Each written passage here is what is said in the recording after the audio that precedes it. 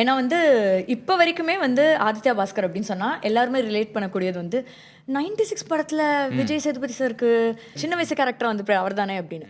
How did 96 happen to you? சிம்பிளாக சொல்லணும்னா audition கூப்பிட்டாங்க, போனேன்.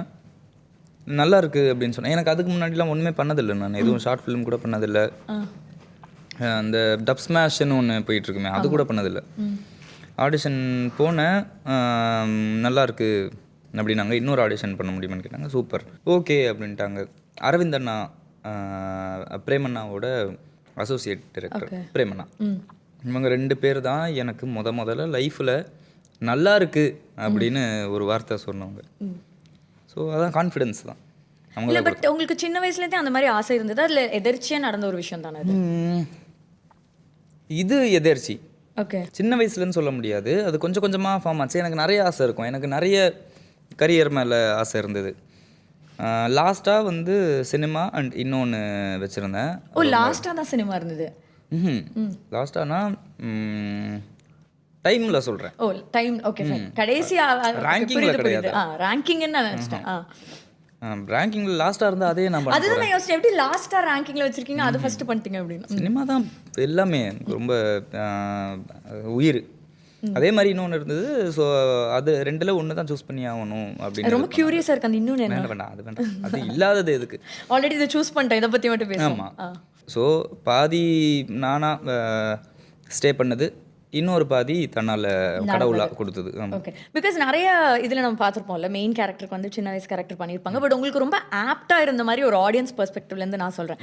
பிகாஸ் நீங்களே தியேட்டரில் போய் நீங்கள் பண்ணி முடிச்சதுக்கப்புறம் நீங்கள் பார்க்கும்போது உங்களோட ஃபர்ஸ்ட் ரியாக்ஷனோ இல்லை உங்கள் இமீடியட் ஃபேமிலி கொடுத்த ரியாக்ஷன் என்னவா இருந்தது? என்னோட ஃபர்ஸ்ட் ரியாக்ஷன் வந்து எனக்கு தெரியும், ஒர்க் பண்ணும்போதே இது என்ன இவ்வளோ சூப்பராக இருக்குது. எனக்கு அதுக்கு முன்னாடி நான் எதுலேயுமே ஒர்க் பண்ணதில்லை, ஒர்க்குன்னு ஒன்றும் பண்ணதே கிடையாது. இப்போ வேலை பார்க்குற இடம்னா இப்படி தான் இருக்குமா, சினிமா ஷூட்டிங்னா இப்படி தான் இருக்குமா, எதுவுமே தெரியாது. அந்த வைப் அவரோட செட்டு, பிரேமண்ணாவோட செட்டு அவ்வளோ பாசிட்டிவாக, அவ்வளோ காமாக வேலை நடந்துக்கிட்டே இருக்கும். ஆனால் அந்த கத்துறது எதுவுமே கிடையாது, அந்த ஒரு கேயாஸ் இருக்காது. அவரோட படம் மாதிரியே இருக்கும், காமா சூப்பராக இருக்கும். அது வந்து இப்படி தான் நம்ம வந்து இதுக்கு மேலே லைஃப் லாங் வேலை பார்க்க போகிறோமா, இது சூப்பராக இருக்கே, அப்போ இந்த வேலை சூப்பர் அப்படின்னு. அவர் ஃபஸ்ட்டு படம், அவர்கிட்ட ஃபஸ்ட்டு படம் வந்து நான் மாட்டினதுனால அந்த ஒரு ஃபீல் எனக்கு வந்தது. வேறு ஏதாவது இப்போ இதுலேயே போய் எனக்கு வேறு ஒன்றுமே தெரிய வேறு செய்யாது. ஏடா கூடமா என்னை திட்டியிருந்தாங்கன்னா ஆனால் திட்டுனா கவலைப்படுற இது வந்து அப்போவே இல்லை. ஆமாம், ஃபுல்லாக ஸ்கூல்லேருந்து திட்டு மட்டும் தான் வாங்கியிருக்கேன், நல்லா இருக்குன்னு சொன்னதே கிடையாது யாருமே எதுக்கும்.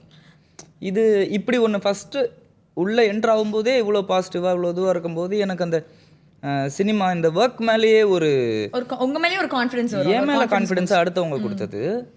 ஒர்க் மேலே எனக்கு அந்த ஒரு லவ் வந்துருச்சு. ஆஹா, இதை நான் இப்போ அந்த ஒரு நாள் மாதிரி, இப்போ 96 ஷூட்டில் ஏதாவது ஒரு நாள் எடுத்தால் அந்த ஒரு நாள் மாதிரி தான் உன் லைஃப் ஃபுல்லாக இருக்க போகுது இதுக்கு மேலே அப்படின்னா சூப்பராக இருக்கும்.